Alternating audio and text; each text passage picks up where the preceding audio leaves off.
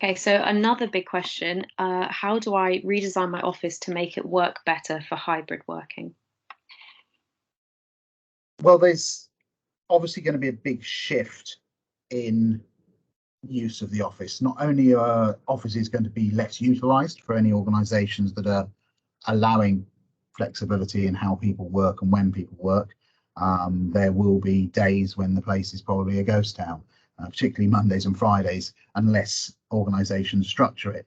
But more important of all, we need to repurpose, reimagine, re-engineer the office to be much more relevant and support the tasks that people will be doing when they do come to the office. So if they're doing the more solo admin-based tasks at home, reading, writing reports, doing email, actually what are they coming to the office for? It's going to be for collaboration, it's going to be for project work, it's going to be to meet with colleagues and go through a particular issue that is probably best done face to face. It's going to be to socialize.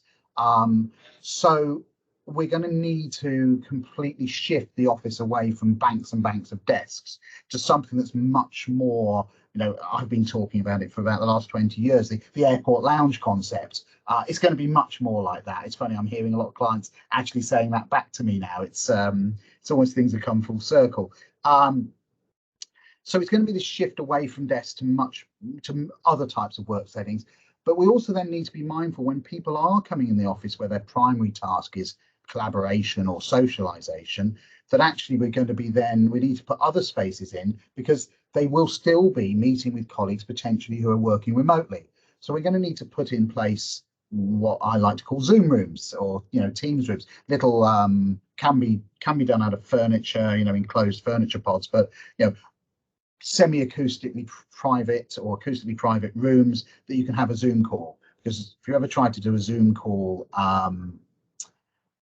in the open plan, it's an absolute nightmare. If two or three of you are on the same call, you get a delay, and also you don't want to be disturbing your colleagues. But that brings us to another issue, which again we're seeing in a lot of our workshops, is as people start returning to the office and we start getting, at the moment, meetings are all on Zoom, all on Teams, and it works because everybody's in the same position.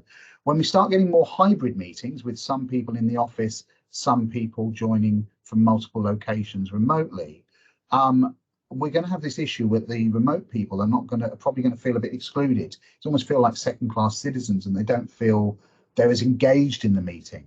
So technology is going to play a really important part. So you're going to have to think very carefully when you're setting up meetings about, do you do it all face-to-face, all remote, or if you're going to have to split it and have a hybrid meeting, how do you structure the meeting to keep your remote colleagues engaged? What technology do you use? There's going to need to be a big investment in technology, things like Surface Hubs, ultra short throw projectors, using online whiteboarding systems like Miro, which we use a lot, which is quite an interesting tool. People are going to have to learn new skills, I think.